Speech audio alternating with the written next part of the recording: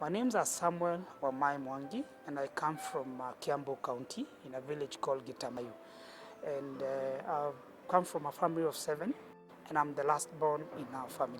My mom is a single mother. My dad passed on when I was 5 months old. Yeah, and my mom used to work in the coffee plantations in Kiambu. My mom became sick. She had allergy, so she could not continue working at the coffee plantation. And then we were actually, moved from the houses that were given to the people who used to work for the coffee plantation. That's how we ended up living in this shanty in the village in Gitamayu. And luckily enough, there was an old man who had a shop, and he decided to take my mom and train her how to sell things on the shop, in exchange of some little money just to cater for our food. When I finished standard 8, I went to Committee Secondary School. It was a day school, so I used to go to school for 5 or 3 days in a week, and then on Saturdays and Fridays I used to go and work at the coffee plantation. When I finished my secondary school, I felt like my life had come to a close because my mother could not have afforded to take me to college. So luckily enough, Chief Maina introduced me to Don Bosco Boys Town in Karen. I came in the year 2000 for the interview. There were like 3,000 boys, and I was lucky to be among the 300 who were chosen. When I joined Don Bosco Boys Town, I got a chance to be trained as a motor vehicle mechanic stroke a motor vehicle electrician. One of the main things that I learned, apart from my trade, is how to become a disciplined citizen. I wanted to come and do electrical engineering, but the first few weeks they were doing a lot of mentoring. The teachers and the brothers were talking to us, and then I happened to change my trade and I joined motor vehicle mechanic and motor vehicle electrical, and I actually don't regret because I've really moved far as far as the trade is concerned. When I completed my training in 2003, Father Simon Nelly took me to Farmer's Choice. So I did my internship, and I also did a lot of training as far as also trucks are concerned. And then after that, I joined Schumacher's 4x4, which was a Land Rover workshop. Yes, I worked there for 2 years. And then from there, I decided to start my own business. I also wanted to have an experience on how work is done outside the country. So when I used to work at Schumacher's, I had a good salary. I went to Korea. I went to Hyundai Motor Corporation, and I went for training, but they also offered a job. I stayed there for a few months, but I decided to come back to my country because, I like working here. Then after 1 year, I also traveled to Turkey. I went there for a training for assembly of Mercedes ambulances. But I later realized that my dream is here in Kenya. So that's why I came back and opened up this workshop called Rover Motors.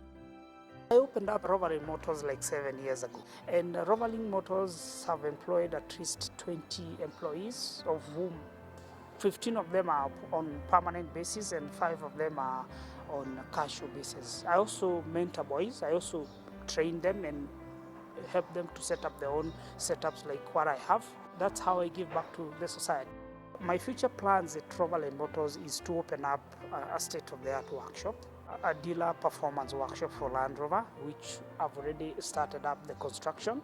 And apart from work, I also want to start training as far as Land Rovers and Mercedes and BMWs are concerned. So we're going to have a small training school just for those people who have completed their technical school. They can come there so that we can give them some training for free. And that is how we want to give back to the society. When I went to Seoul in South Korea, I got a chance to work at Hyundai, and it was very great. I learned how to do automotive electronics, how to use machines, how to use the diagnostic equipments, how to use measuring tools, how to work time effectively. That is, when you get a job, you need to know how long it's going to take you to finish up the job so that you can also be able to know how much do you charge. The kind of training that we got here in Don Bosco have really helped us so that, we can be able to even withstand things like the COVID-19 with the kind of discipline and patience and also the technical know-how that we got from Don Bosco Boys Town. I can still work from home. I have the technical know-how. I can stay at home, work with my phone, give instructions on what needs to be done. And those are the things that I learned from the Don Bosco Boys Town. Don Bosco Institute prepare young people to be responsible in the community so that they can be able to survive.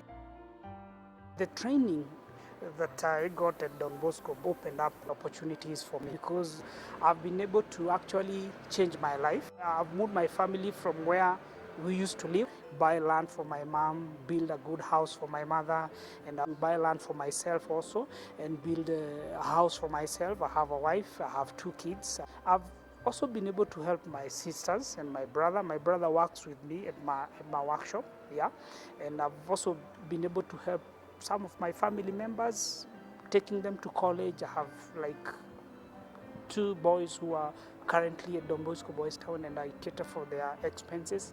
So, Don Bosco have really helped me to impact not only in my life, but also the life of other people. I'm lucky because of the experience and exposure I gained through the Don Bosco education system. I am also happy that Don Bosco Tech Africa is coordinating Don Bosco TVET centers in the Supporting Alliance of Africa Mobility, which will offer young people in Africa an opportunity for exposure through exchange program in the VET centers in Europe. I encourage the youth never to feel sorry about their dark past, but to be more aggressive, because for determination, dedication, discipline, consistency, and above all, trusting in God. The youth have the energy that is required to change the narrative, and transform the society for better. Don Bosco is an experience that I'll never forget for the rest of my life. Don Bosco Tech Africa, the network for 100 Salesian TVET centers in 35 countries in Africa and Madagascar.